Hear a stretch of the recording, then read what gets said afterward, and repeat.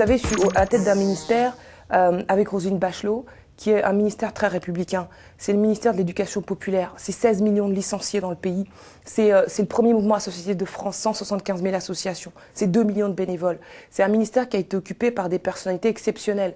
Léo Lagrange, à l'époque du Front populaire, Pierre Mazeaud, Michel Alliot-Marie, Maurice Herzog, c'est pas n'importe qui ces gens. C'est aussi le ministère des grands moments d'émotion nationale. Laissez-moi finir parce que c'est très important. C'est le lieu d'expression de la démocratie. Regardez les footballeurs iraniens au moment de la répression en Iran. Ils étaient là pour dire non quand la rue était saoulée de coups. C'est aussi le ministère de l'ascension sociale. Regardez, on a vu des fils d'ouvriers comme Zidane devenir des personnalités exceptionnelles. D'ailleurs, les personnalités préférées des Français sont des sportifs, de Yannick Noah à Zinedine Zidane.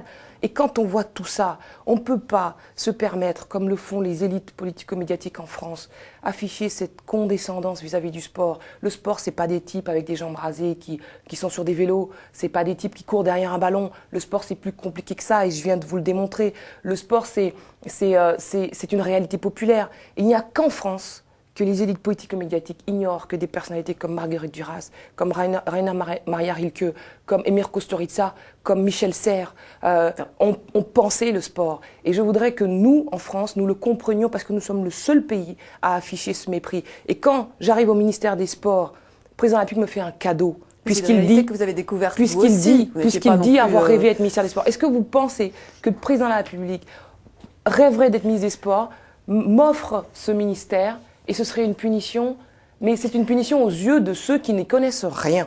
Et alors, quand on voit Besancenot qui présente une femme voilée dans le Vaucluse, ça fait... Mais je me dis que quelquefois, la politique conduit à ignorer ou à... Je sais pas, les grands principes républicains. Parmi ces grands principes républicains, il y a la laïcité. Il y a une loi sur le voile qu'on a votée. Il y avait quasiment un grand consensus autour de ça. De la provocation. Et puis là, moi, je trouve que, franchement, au nom de l'égalité hommes-femmes, au nom des principes républicains, au nom de la laïcité, un parti politique devrait se garder de ce genre de choses, sans pour autant stigmatiser cette dame, parce que je n'ai rien contre elle, mais c'est important de donner à voir une France respectueuse de ses principes, tout simplement. Donc je ne sais pas, il y a peut-être de l'exploitation des quartiers difficiles, mais d'ailleurs, tous ceux qui sont voilés ne sont pas dans les quartiers difficiles. Mais en tout cas, voilà, moi, ça m'a un peu heurté. D'accord.